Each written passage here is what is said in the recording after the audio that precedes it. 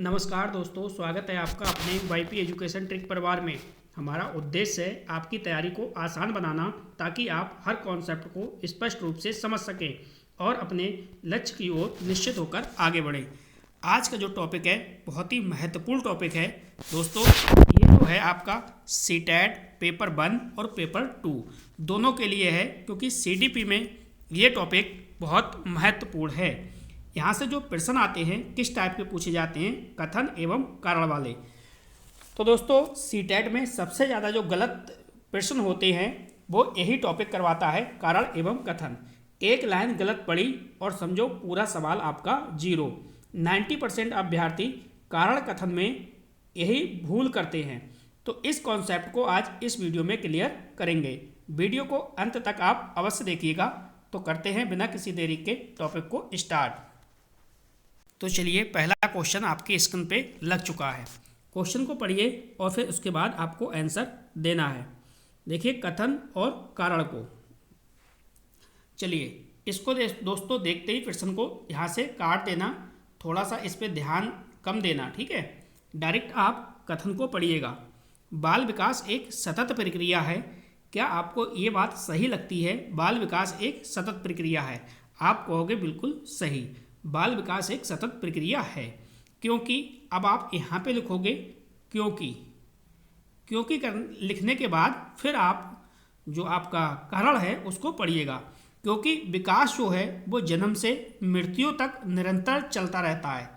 तो आपका जवाब क्या है कि भाई बाल विकास एक सतत प्रक्रिया है, बिल्कुल सही है। यानी कारण, इसका जो कथन है कथन सही है, क्योंकि विकास जो है वो जन्म से मृत्यु तक निरंतर चलता रहता है।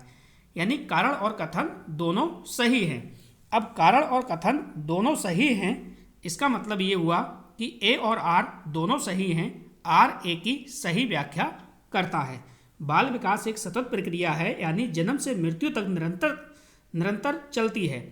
तो इसलिए क्या है, आर और ए सही व्याख्या करता है, क्योंकि यह सतत जो है वो को स्पष्ट रूप से करता है, स्पष्टता करता है, ठीक है, या फिर स्पष्ट करता है।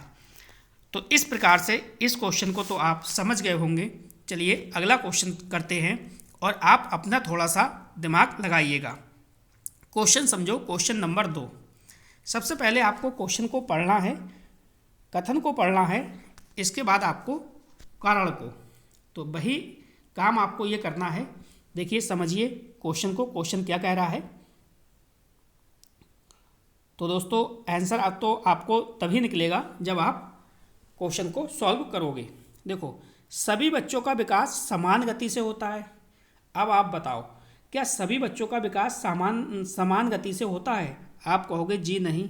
इसका मतलब क्या है, कथन जो है आपका वो गलत हो गया, ठीक है। अब कारण देखो, अब यहाँ लगाओ क्योंकि विकास केवल आनुवांशिकता पर निर्भर करता है। क्या विकास केवल आनुवांशिकता पर निर्भर करता है? आप कहोगे जी नहीं। तो आपकी यानी जो कारण था वो भी गलत हो गया, क्योंकि विकास जो है, विकास आनुवांशिकी पर सिर्फ निर्भर नहीं करता, बल्कि पर्यावरण और अनुभव भी इसके लिए क्या है, महत्वपूर्ण है, ठीक है। केवल आनुवांशिकी पर निर्भर नहीं करता है। तो इसलिए क्या हो जाएगा, इसका जो कारण है वो भी गलत हो गया और कथन है वो भी गलत हो गया। तो दोस्तों दोनों गलत हो गए। इसका मतलब हमारा डी ऑप्शन बिल्कुल सही जवाब है। बिल्कुल सिंपल तरीके से सीखेंगे, क्योंकि अगर आपने ये क्वेश्चन नहीं सीखे तो दोस्तों समझो आप सीडीपी में क्या हर मतलब सेक्शन में पिछड़ जाओगे।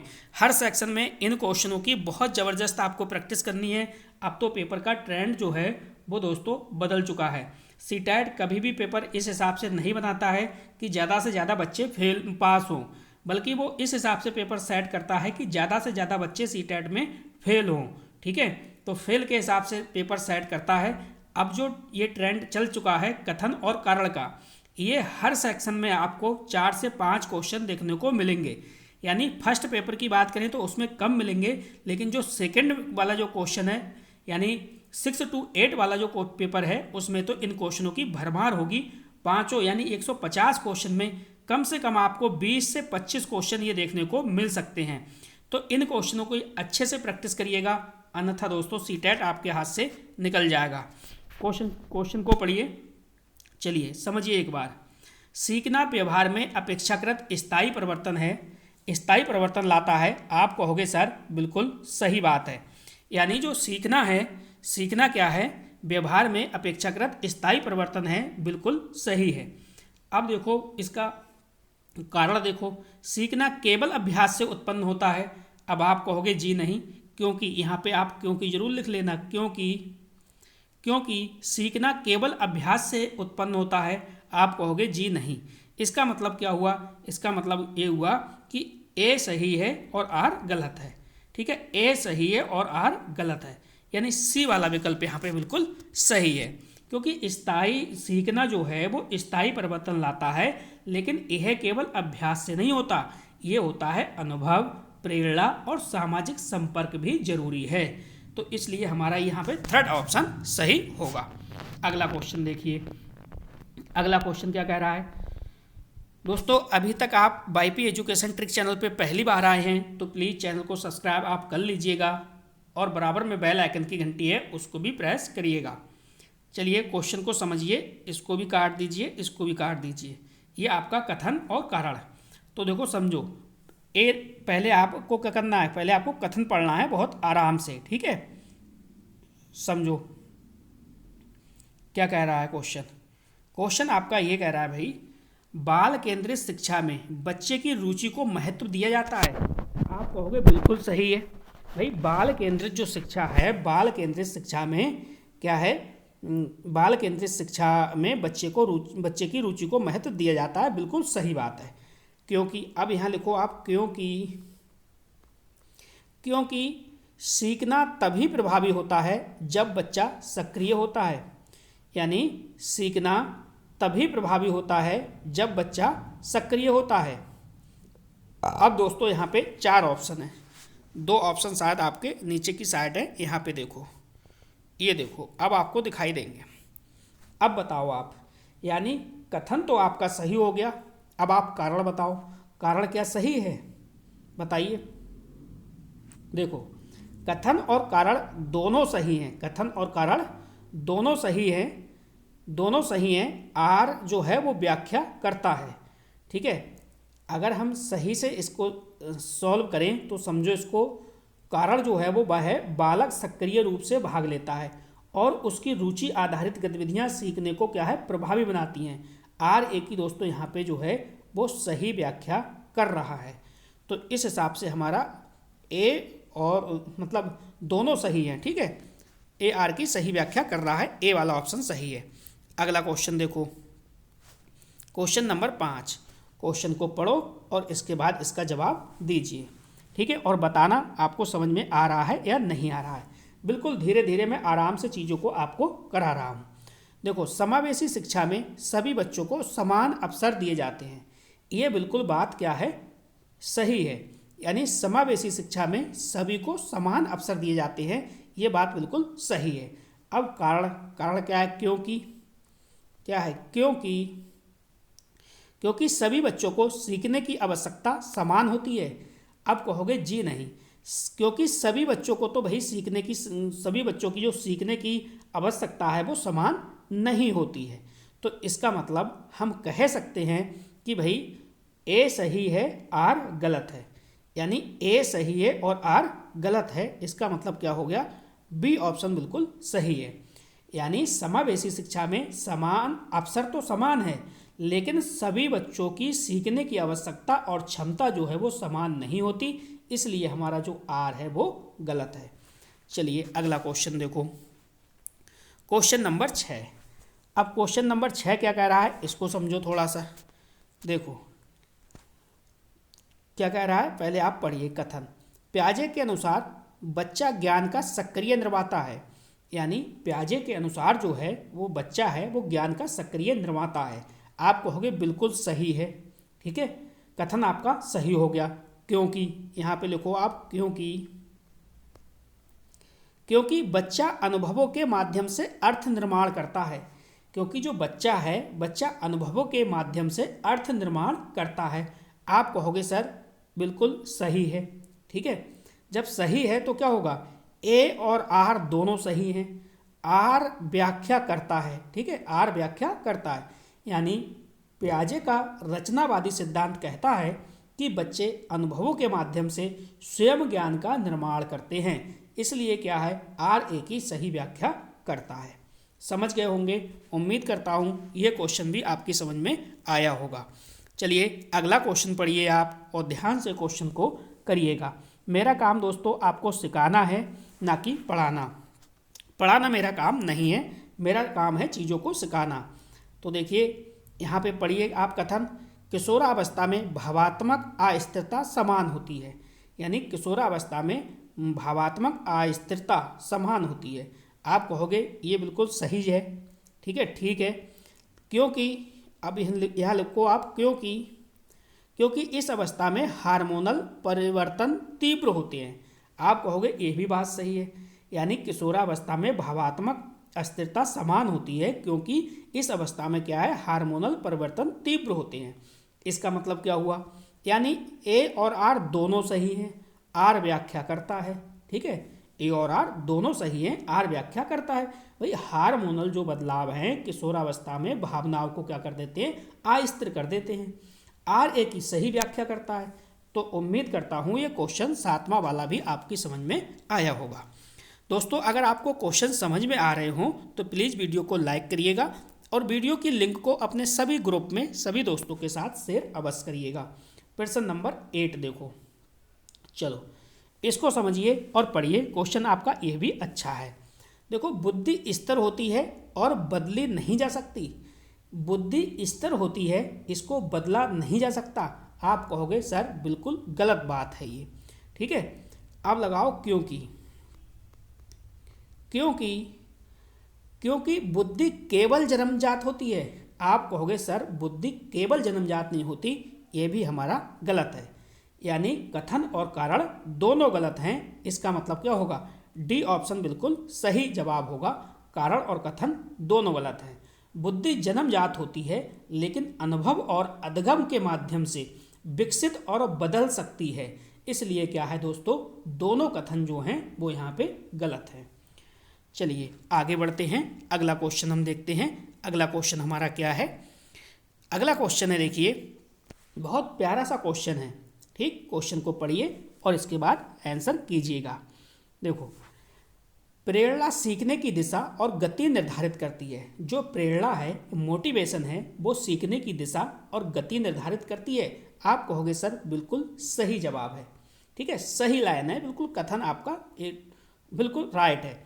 अब देखो यहाँ पे कारण में लगाओ क्योंकि। क्या करोगे आप, क्योंकि बिना प्रेरणा के सीखना संभव नहीं है।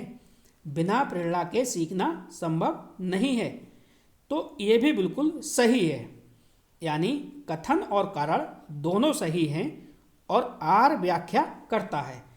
प्रेरणा सीखने में दोस्तों सक्रिय भागीदारी और दिशा तय करती है, इसलिए आर ए की सही व्याख्या यहाँ पे कर रहा है। अगला क्वेश्चन देखो, क्वेश्चन नंबर 10। चलिए अगला क्वेश्चन देख लीजिए आप। अगला क्वेश्चन क्या है, क्वेश्चन नंबर 10 क्या कह रहा है। क्वेश्चन नंबर 10 कह रहा है, देखो यहाँ पे, भाई भाषा का विकास संज्ञानात्मक विकास से जुड़ा है। भाषा का विकास संज्ञानात्मक विकास से जुड़ा है। आप कहोगे बिल्कुल सही है, यानी कथन जो है वो सही है। अब देखो क्योंकि, यहाँ पे लगाओ, क्योंकि भाषा सोच को व्यक्त करने का माध्यम है। भाषा जो है वो सोच को व्यक्त करने का माध्यम है। आप कहोगे बिल्कुल सही है, यानी कथन और कारण दोनों सही हैं, आर व्याख्या करता है। भाषा और जो सोच है वो परस्पर जुड़े हैं एक दूसरे से, तो आर ए की सही व्याख्या कर रहा है, इसलिए हमारा ऑप्शन जो होगा यहाँ पे ए वाला बिल्कुल सटीक है। चलो अगला क्वेश्चन। दोस्तों वीडियो को लाइक नहीं करा तो वीडियो को आप लाइक करिए और वीडियो की लिंक को अपने सभी दोस्तों में शेयर कीजिएगा। देखिए इसको आप नज़रअंदाज करिए और सीधे सीधे कथन को आप एक बार पढ़िए। क्या कह रहा है, व्यक्तिगत विभिन्नताओं को, यानी व्यक्तिगत जो विभिन्नताएं हैं उनको अनदेखा कर शिक्षण प्रभावी बनाया जा सकता है। आप कहोगे ये तो बिल्कुल गलत बात है। भाई हमारी क्लास में विविधता वाले बच्चे बैठे हुए हैं, विविध पृष्ठभूमि से आए हुए बच्चे बैठे हुए हैं, तो अगर हम उनको इग्नोर करेंगे, अनदेखा करेंगे, तो उसका शिक्षण प्रभावी होगा। आप कहोगे जी नहीं, इसका मतलब क्या है, कथन आपका गलत है। कारण देखिए, अब लिखो यहाँ पे क्योंकि सभी बच्चे एक समान तरीके से सीखते हैं। आप कहोगे जी नहीं, सभी बच्चे जो होते हैं वो अलग अलग तरीके से सीखते हैं, क्योंकि जब वो ना तो किसी प्रकार से सेम होते हैं, सभी बच्चे अलग होते हैं, सभी की IQ अलग होती है, ठीक है। तो वो सभी बच्चे जो है वो अपने अपने तरीके से सीखते हैं, सभी बच्चे एक समान तरीके से नहीं सीखते हैं। तो इसलिए क्या है, कथन और कारण जो है वो दोनों गलत हैं हमारे, ठीक है। यानी बच्चों की जो सीखने की गति और जो क्षमता होती है वो अलग अलग होती है, ना कि समान। चलिए आगे की ओर बढ़ते हैं, देखते हैं हमारा अगला क्वेश्चन क्या है। Question number 12। क्वेश्चन नंबर 12 भी आपके स्क्रीन पे लग चुका है। क्वेश्चन कह रहा है, देखो क्वेश्चन कह रहा है आपसे कि दंड की अपेक्षा प्रोत्साहन अधिक प्रभावी होता है। यानी बच्चे को अगर आप एक तरफ दंड दे रहे हो और एक तरफ प्रोत्साहन कर रहे हो बच्चे का, तो दंड की अपेक्षा जो प्रोत्साहन है अधिक प्रभावी होता है। आप कहोगे बिल्कुल सही है, यानी कथन तो इसका सही हो गया। अब कारण देखो, कारण यानी क्योंकि प्रोत्साहन से वांछित व्यवहार दोहराया जा सकता है, यानी प्रोत्साहन से वांछित व्यवहार दोहराया जाता है। तो आप कहोगे बिल्कुल सही है, यानी कथन और कारण क्या है, दोनों सही हैं, दोनों सही हैं, और आर जो है वो व्याख्या कर रहा है एक ही, ठीक है। तो सकारात्मक पुनर्बलन जो है वो बच्चों के व्यवहार में स्थायी सुधार लाता है। इसलिए दोस्तों हमारा यहाँ पे पहला वाला जो विकल्प है बिल्कुल सही जवाब है। अगला क्वेश्चन देखो, अगला क्वेश्चन क्या कह रहा है। क्वेश्चन नंबर 13 देखो क्या कह रहा है। क्वेश्चन कह रहा है सीखना केवल विद्यालय में ही होता है। आप कहोगे जी नहीं, ये तो बिल्कुल गलत है। सीखना केवल विद्यालय में ही होता है, सीखना केवल विद्यालय में नहीं होता है, ठीक है। क्यों नहीं होता, क्योंकि यहाँ पे लिखो क्योंकि सीखना औपचारिक प्रक्रिया है, सीखना औपचारिक प्रक्रिया है। तो आप कहोगे बिल्कुल गलत है, सीखना जो है वो औपचारिक और अनौपचारिक दोनों है, लेकिन सिर्फ और सिर्फ औपचारिक नहीं है। तो इसलिए हमारा कथन और कारण दोनों गलत हैं, यानी डी ऑप्शन इसका बिल्कुल सही जवाब है। क्योंकि सीखना तो दोस्तों जीवन भर और विभिन्न संदर्भों में होता है, इसलिए दोस्तों यहाँ पे दोनों कथन यहाँ पे गलत हैं। तो उम्मीद करता हूँ क्वेश्चन आपके समझ में आ रहे होंगे। अगला क्वेश्चन देखो, क्वेश्चन नंबर 14। क्वेश्चन नंबर 14 क्या कह रहा है, कारण है और कथन है, ठीक है। कारण को समझो, शिक्षक का व्यवहार छात्रों की प्रेरणा को प्रभावित करता है। कि भाई शिक्षक का जो व्यवहार है वो छात्रों की प्रेरणा को प्रभावित करता है। आप कहोगे बिल्कुल सही है, यानी कथन जो है वो बिल्कुल सही है। अब कारण देखिए, क्योंकि शिक्षक कक्षा का भावात्मक वातावरण बनाता है, यानी जो शिक्षक है वो कक्षा का भावात्मक वातावरण बनाता है। आप कहोगे बिल्कुल सही है, यानी कथन और कारण जो हैं वो दोनों सही हैं, और आर यहाँ पे व्याख्या भी कर रहा है। यानी सकारात्मक शिक्षक व्यवहार से छात्रों का आत्मविश्वास और सीखने की इच्छा जो है वो बढ़ती है। ये बात आपको ध्यान रखना है। तो यहाँ पे हमारा जो सही जवाब है वो क्या हो जाएगा, ए ऑप्शन हो जाएगा। दोस्तों अगर आपको क्लास अच्छी लगती है, क्वेश्चन समझ में आ रहे हैं, तो एक बार कमेंट प्यारा सा अवश्य करिएगा कि सर समझ में आ रहा है। आप जितने क्वेश्चन कहोगे 100, 50, 200 जितने भी क्वेश्चन कहोगे उतने हम आपको ये वाले क्वेश्चन करा देंगे, इसमें कोई भी प्रॉब्लम नहीं है। हमारा काम है सिर्फ और सिर्फ आपका जो इस बार सीटेट का एग्ज़ाम है वो पास हो जाए, ठीक है। तो आप प्यारा सा कमेंट करिएगा। चलिए अगला क्वेश्चन, अगला क्वेश्चन क्या कह रहा है यहाँ पे समझो, क्वेश्चन को पढ़िए।